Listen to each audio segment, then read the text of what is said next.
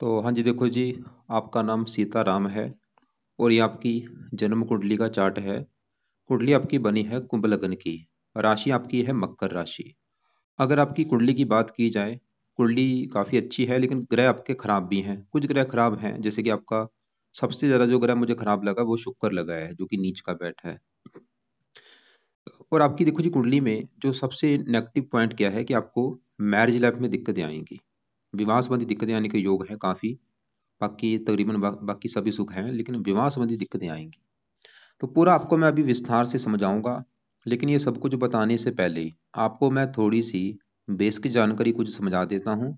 तो बेस की जानकारी ये है कि जो कुंडली होती है, इसमें 12 ग्रह होते हैं। तो 12 ग्रह कौन से हैं मैं लिख देता हूँ, आप याद कर लो।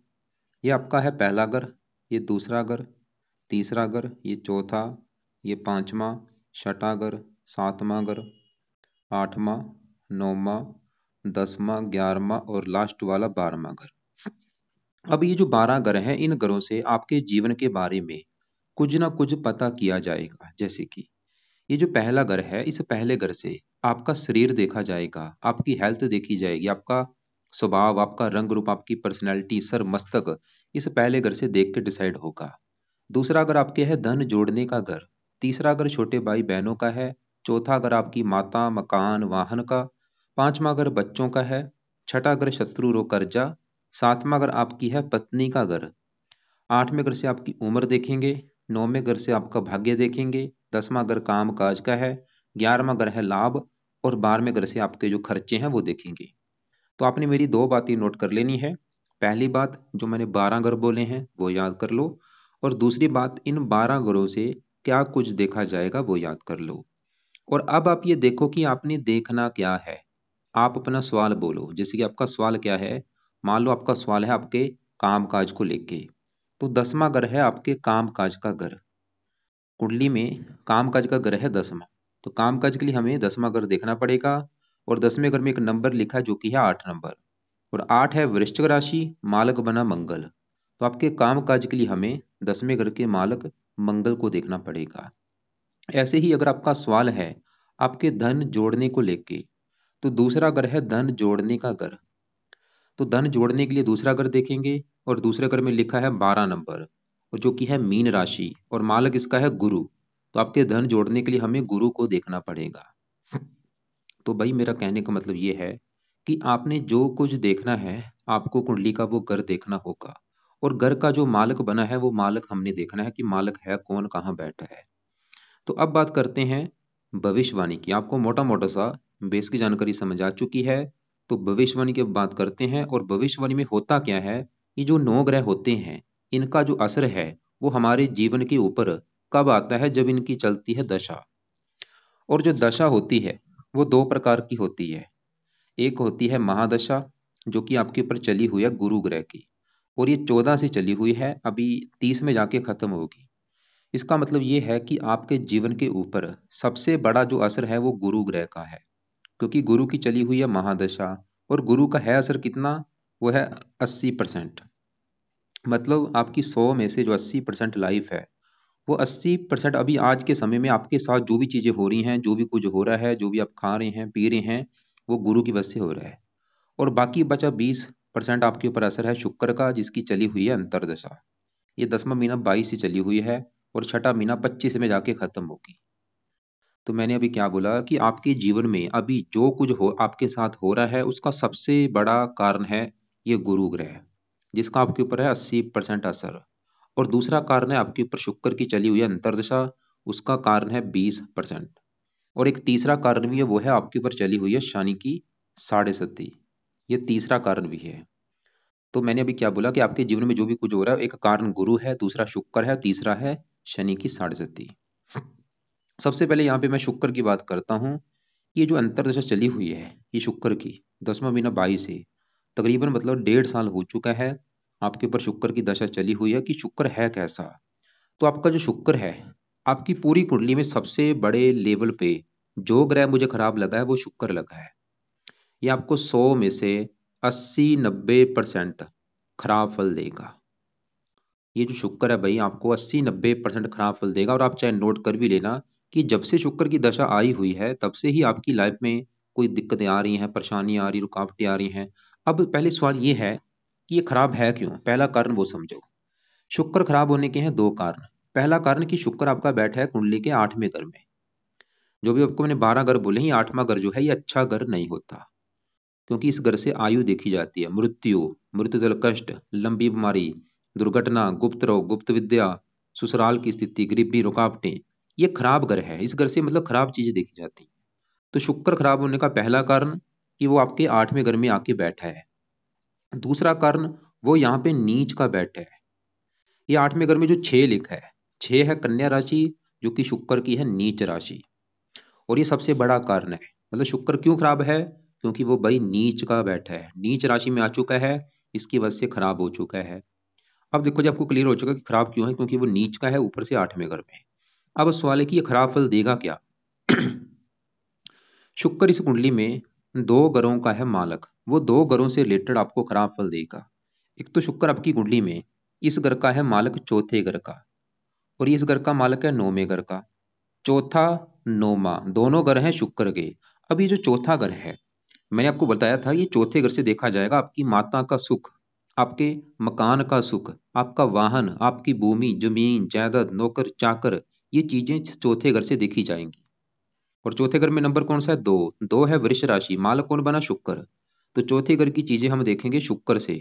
और वो भाई आपका खराब बैठा है, नीच का बैठा है, इसकी वजह से शुक्र क्या करेगा? चौथे घर को लेके आपको दिक्कतें पैदा कर देगा। जैसे चौथा घर माता का है, माता जाके बैठी नीच राशि में, शुक्र ही दिखा रहा है कि आपको माता के सुख में कमी कर देगा।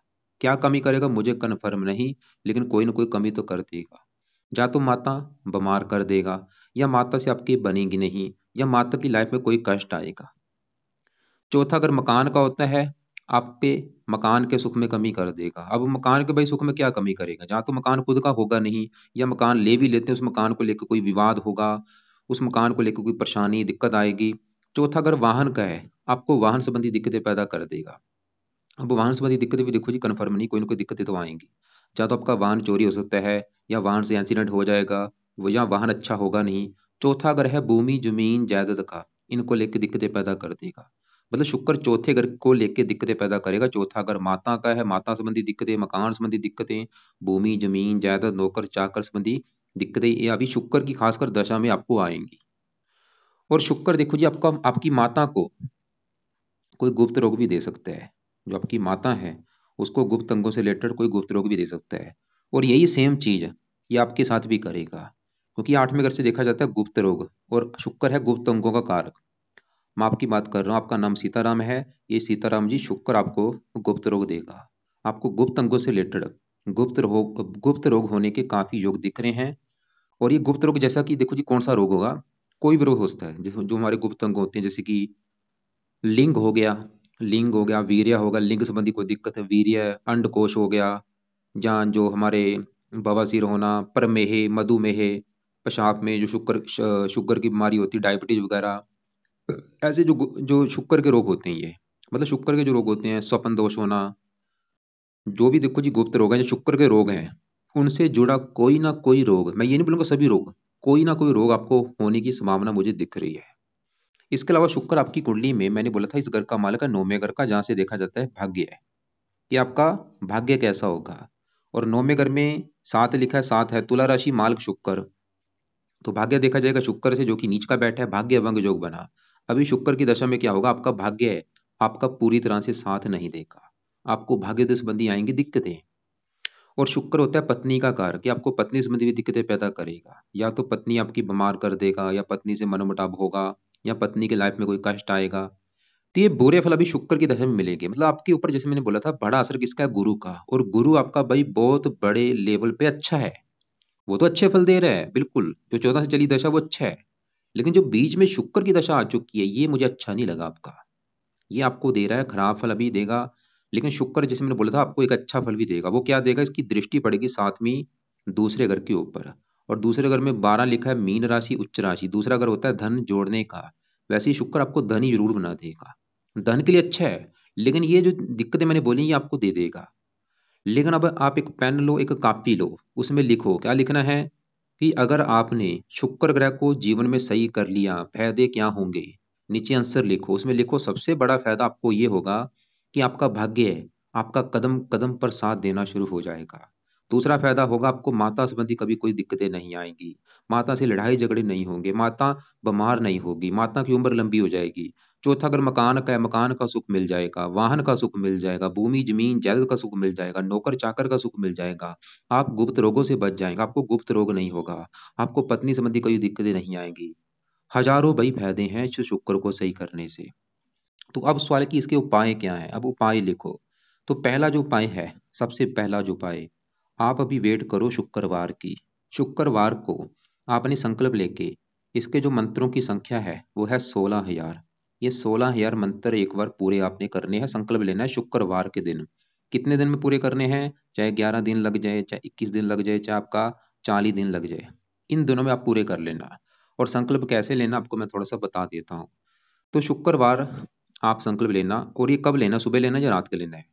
आप रात के समय संकल्प लेना, शुक्रवार को रात के समय आप ये बोलना कि हे शुक्र देवता जी, मेरा नाम सीताराम है, मेरी जात ये है, गोत ये है। शुक्र देवता जी, मेरे ऊपर आपकी चल रही है अंतरदशा, और आप मेरी कुंडली में नीच के बैठे हैं, और मैं चाहता हूँ आपका जो भी बुरा फल है वो प्लीज मुझे ना मिले, बल्कि आप मुझे अच्छे फल दो। मुझे माता मकान वाहन का सुख अच्छा मिले, पत्नी का सुख अच्छा मिले, मेरा भाग्य साथ दे, मैं गुप्त रोगों से बचूं। प्लीज आपके मैं मंत्रों की जो संख्या है वो पूरी करने जा रहा हूँ। तो इस प्रकार आप संकल्प लेके ये मंत्र भाई 16,000 पूरे कर लो। और मंत्र है ओम शुम शुक्राय नमः। और जब आपने ये मंत्र शुरू किए, आपके भाई चाहे 11 दिन लग जाए, 21 दिन लग जाए, 40 दिन लग जाए, 2 महीने लग जाए, मंत्र आपने मतलब पूरे करने हैं।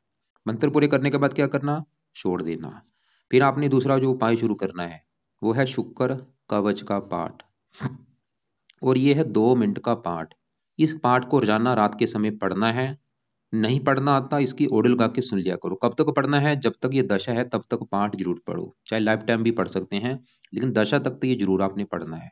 तीसरा पाए, शुक्र स्रोत का पाठ भी आपने पढ़ना है। दोनों पाठ देखो जी, 2-2 मिनट के पाठ हैं, दोनों पाठ भाई आपने पढ़ने हैं। नहीं पढ़ने आते, ऑडियो लगा के सुन लिया करो। चौथा पाए, शुक्र का दान आपने करना है। इसका दान करो। दान आप जहाँ तो रोजाना कर दिया करो, या हफ्ते में 4-5 दिन जरूर किया करो। और खासकर शुक्रवार को जरूर करो। कब तक दान करना है, जब तक ये दश है आपकी। इसके अलावा और भी वैसे काफी उपाय हैं, आपको मैं बता देता हूँ, वो आपकी मर्जी होगी करने हैं या नहीं।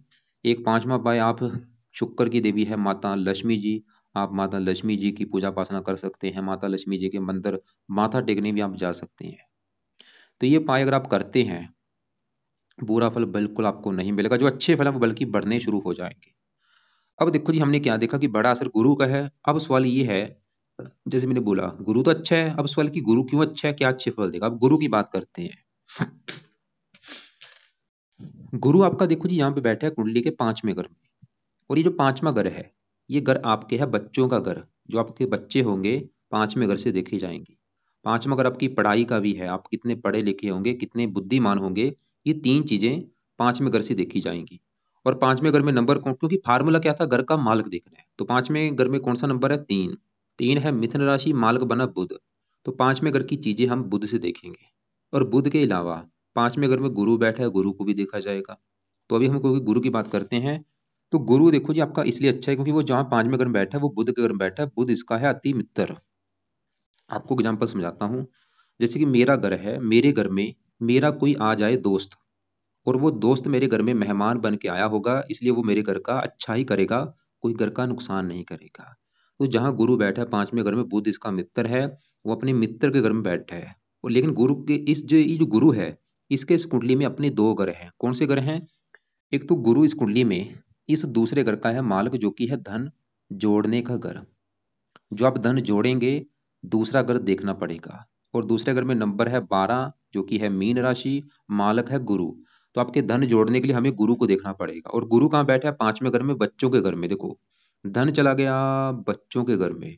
गुरु ये दिखा रहा है कि आपके बच्चे पैदा होने के बाद आपकी लाइफ में धन आना शुरू हो जाएगा। गुरु ये दिखा रहा है।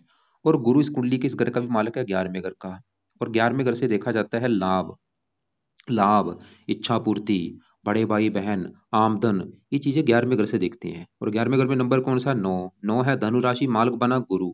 देखो लाभ चला गया बच्चों के घर में, इच्छा पूर्ति चलेगी बच्चों के घर में, और भी चीजें चलेगी घर में। मतलब गुरु ये भी दिखा रहा है कि आपके बच्चे पैदा होने के बाद आपकी इच्छाएं पूरी होनी शुरू हो जाएंगी। बच्चे पैदा होने के बाद आपकी आमदन बढ़नी शुरू हो जाएगी। बच्चे पैदा होने के बाद आपको कामों में लाभ मिलना शुरू हो जाएगा। मतलब आपकी असल में जो किस्मत चमकी आपके बच्चे पैदा होने के बाद चमकेगी। गुरु ये दिखा रहा है। 5वें घर में बैठा पुत्र का योग दे देगा, पढ़ा लिखा बना देगा, बुद्धिमान बना देगा। और गुरु की अभी आपके ऊपर दशा चली भी हुई है। ये जो दशा भी चली है ये आपको धनी बनाएगा, धन कमाने के साथ में बढ़ा देगा, इच्छाएं पूरी कर देगा। 5वीं यहाँ पे बढ़ेगी, भाग्यशाली बना देगा। 7वीं दृष्टि से अपने घर को देख भी रहा है। 9वीं यहाँ पे आपको आपको ज्ञानवान बना देगा, पर्सनैलिटी अच्छी। लेकिन ये थोड़ा सा वेट भी बढ़ाता है। गुरु चर्बी का कारक होता है, आपका वेट भी बढ़ा देगा। तो अब आपको क्लियर हो चुका मैं क्या कह रहा हूँ कि गुरु भाई है तकरीबन अच्छा है। बस एक चीज मैंने बोली है, थोड़ा सा वेट बढ़ा देता है। बाकी अगर आप चाहते हैं गुरु के जो अच्छे फल हैं वो और कई गुना बढ़े, और जो बुरा फल थोड़ा बहुत है जैसे मैंने बोला वेट थोड़ा सा बढ़ा देगा, वो अगर आप चाहते हैं आपका वेट कम हो जाए और अच्छे फल कई गुना बढ़ जाए, तो आप इसका एक पाठ है वो पढ़ सकते हैं सुबह के टाइम, जो कि है गुरु कवच का पाठ। ये पाठ आप सुबह के टाइम पढ़ लिया करो। साथ में इसके एक और पाठ है गुरु स्रोत का पाठ। 2 पाठ पढ़ सकते हैं, चाहे दोनों पढ़ लो। 2-2 मिनट के पाठ है, 4 मिनट का काम है। या खाली एक पाठ पढ़ लो, या दोनों पढ़ लो, आपकी मर्जी है वो। अब देखो जी, हमने क्या क्या देखा कि आपके जीवन को बड़ा असर है गुरु का, वो तो अच्छा है भाई। लेकिन शुक्र जो वो आपका अच्छा नहीं है। लेकिन शुक्र थोड़ा सा धन के लिए अच्छा है, बाकी दूसरे बुरे फल आपको वो कहीं देगा, भाग्य की पूरी तरह से हानि करेगा। और एक आपके जीवन के ऊपर चल रही है शनि की 6.5, जो कि पिछले 6 साल हो चुके हैं और अभी भी 1.5 साल की पड़ी है। ये 6.5 देखो जी अच्छी नहीं जाती, जब भी आती है लाइफ में दिक्कतें पैदा करती है। तो 6.5 के लिए क्या किया करो, हर शनिवार को शनि मंदिर माथा टेक के आया करो। कम से कम 1.5 साल तक आपने ये काम करना है। और वहां पे प्रार्थना करनी जाके शनि मंदिर में कि आपकी शनि देवता जी 6.5 चली हुई है और मेरे से जो भी जाने या अनजाने में गलतियां हो चुकी हैं उनकी मैं माफी मांगता हूँ। क्योंकि 6.5 में देखो जी लाइफ में दिक्कतें, परेशानियां, रुकावटें, इन चीजों का सामना करना पड़ता है। अब देखो जी आगे बढ़ते हैं आपके। जैसे मैंने बोला था आपको, सबसे पहले बोला था कि आपकी कुंडली में सबसे नेगेटिव पॉइंट क्या है कि आपको मैरिज लाइफ में दिक्कतें आएंगी। ऐसा क्यों बोला वो मैं कवर करता हूँ। तो जैसे भी अब मैं बोला कि 12 घरों से कुछ ना कुछ देखा जाता है। तीसरा घर छोटे भाई बहन, चौथा घर माता का घर है, 5वां घर बच्चों का घर है। ऐसी 7वां घर जो होता है ये घर है आपकी पत्नी का घर। ये आपकी पत्नी कैसी होगी, 7वां घर देखना पड़ेगा। और 7वें घर में नंबर कौन सा है, 5। और 5 है सिंह राशि। मालक कौन बना इसका, सूर्य है। तो 7वें घर का मालक है सूर्य। तो आपकी पत्नी के लिए हमें 7वें घर के मालक इस सूर्य ग्रह को देखना पड़ेगा। और सूर्य के अलावा 7वें घर में देखो बुध भी बैठा है, मंगल भी बैठा है, केतु भी बैठा है। इन तीनों को भी देखना पड़ेगा आपकी पत्नी के लिए। और पत्नी के लिए शुक्र को भी देखना पड़ेगा, जो कि हम देख चुके हैं। वो तो नीच का है, वो तो ये दिखा रहा था कि भाई पत्नी संबंधी दिक्कतें आएंगी आपको। अब देखो जी इन तीनों की और सूर्य की बात करते हैं। सबसे पहले सूर्य की बात करते हैं। तो सूर्य हमने क्या देखा, किस घर का मालक है, 7वें घर का, पत्नी के घर का। कहाँ बैठा है, छठे घर में। और ये जो छठा घर है ये भाई घर अच्छा घर नहीं होता। जैसे 8वां घर खराब घर है, ऐसी छठा भी अच्छा घर नहीं होता। क्योंकि छठे घर से हम शत्रु देखते हैं, रोग देखते हैं, कर्जा देखते हैं, कोर्ट कचहरी देखते हैं। अब देखो सूर्य छठे घर में मतलब खराब घर में बैठा है, और किस घर का मालक है, पत्नी घर का। मतलब पत्नी चली गई छठे घर में। छठा घर किसका, रोग। सूर्य दिखा रहा है कि आपकी पत्नी को या तो रोगी बनाएगा, या पत्नी आपके साथ शत्रु जैसा व्यवहार करेगी, क्योंकि छठा घर शत्रु का है। या आपकी पत्नी को लेकर कोई दिक्कतें आपको आएंगी। या तो पत्नी से आपकी बनेगी नहीं, या पत्नी से लड़ाई झगड़े होंगे, या पत्नी बीमार होगी, या पत्नी से आपका तलाक भी हो सकता है, या तलाक तक नौबत आ सकती है, या पत्नी से प्रेम नहीं मिलेगा। मतलब सूर्य ये दिखा रहा है कि आपको पत्नी संबंधी दिक्कतें आएंगी, क्योंकि वो छठे घर में खराब घर में जाके बैठा है। और सूर्य देखो जी पिता का भी कारक होते हैं, पिता संबंधी भी दिक्कतें थोड़ी सी देगा, सरकारी कामों में दिक्कतें पैदा कर सकता है। तो अब सवाल है कि सूर्य के लिए आप क्या काम कर सकते हैं। इसके आपको मैं उपाय बाद में बताता हूँ। पहले इन ग्रहों को भी कवर कर लेता हूँ। जैसे मैंने बोला था पत्नी के लिए कम से कम 5 ग्रह देखनी पड़ेगी।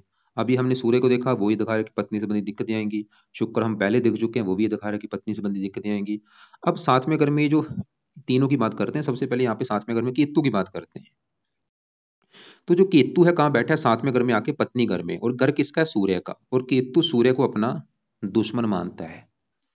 जैसे कि देखो जी मेरे घर में मेरा दुश्मन आ जाए तो वो मेरे घर का नुकसान करेगा, घर में सामान तोड़ देगा, फर्नीचर तोड़ देगा। वो काम यहाँ पे केतु करेगा 7वें घर में बैठ के। केतु 7वें घर में पत्नी घर में बैठा है तो 7वें घर की हानि करता रहेगा, पत्नी से लड़ाई झगड़े कराएगा, या पत्नी से आपकी बनेगी नहीं, पत्नी से मनमुटाव होगा। केतु ये दिखा रहा है। तो सवाल है कि केतु को कैसे सही किया जाए, इसके बारे में आपको मैं बात बताता हूँ। पहले देखो जी इसी घर में मंगल बैठा है। ये जो मंगल है इसके इस कुंडली में अपने 2 घर हैं। एक तो इस घर का मालक है 10वें घर का, और ये तीसरे घर का मालक है। सवाल ये है कि मंगल अच्छा है या बुरा है। मंगल देखो जो आपको अच्छे फल भी देगा, बुरे फल भी देगा। अच्छे फल क्या देगा, यहाँ से बैठे बैठे की चौथी दृष्टि पड़ेगी 10वें घर के ऊपर, जो कि इसका अपना घर है, काम काज के लिए अच्छा है। लगन को देखेगा आपको पराक्रमी बनाएगा, साहसी बनाएगा, उद्यमी बनाएगा। दूसरे घर को देखा धनी बना देगा खुद की मेहनत के बल पर। लेकिन जो मंगल का बुरा फल है वो पत्नी के घर के ऊपर बैठा है, तो पत्नी संबंधी दिक्कतें पैदा करेगा। ऐसा क्यों? क्योंकि मंगल आपकी कुंडली को मंगलिक बना के बैठा है। 7वें घर में बैठने की वजह से कुंडली आपकी बनी है मंगलिक। मंगलिक क्या, डबल ट्रिपल मंगलिक बनी है। तो मंगल ये दिखा रहा है कि भाई आपको मैरिज में दिक्कतें आएंगी, या तो पत्नी से बनेगी नहीं, या पत्नी से लड़ाई झगड़े होते रहेंगे। मंगल ये दिखा रहा है। तो इसका भी क्या उपाय है आपको मैं बाद में बता देता हूँ। अब इसी घर में जो बुध बैठा है, बुध आपका फिलहाल अच्छा है। बुध क्योंकि 7वें घर में यहाँ पे सूर्य घर में बैठा है, सूर्य को ये अपना मित्र मानता है। और बुध का जो अपना घर था वो ये 5वां घर है, संतान, पढ़ाई, बुद्धि। ये संतान के लिए अच्छा है, आपको पढ़ा लिखा बना देगा, बुद्धिमान बना देगा, संतान का सुख अच्छा है। मतलब पत्नी संबंधी दिक्कतें आने के आपके 4 कारण है। एक 5वां कारण भी है राहु। राहु देखो जी, सवाल है कि अच्छा है या बुरा है। राहु देखो जी 90% अच्छे फल देगा, 10% खराब फल। राहु कहाँ बैठा है, पहले घर में। और पहले घर में यहाँ पे शनि घर में बैठा है, शनि इसका है मित्र। जैसे ये 7वां घर आपकी पत्नी का है, ऐसे ही भाई पहला घर आपका घर है कि आप कैसे होंगे, आपका शरीर, रंग रूप, पर्सनैलिटी कैसी होगी। पहले घर को देखना पड़ेगा। और पहले घर में 11 लिखा मालक है शनि, हमें शनि को भी देखना पड़ेगा। और पहले घर में राहु बैठा है, राहु को भी।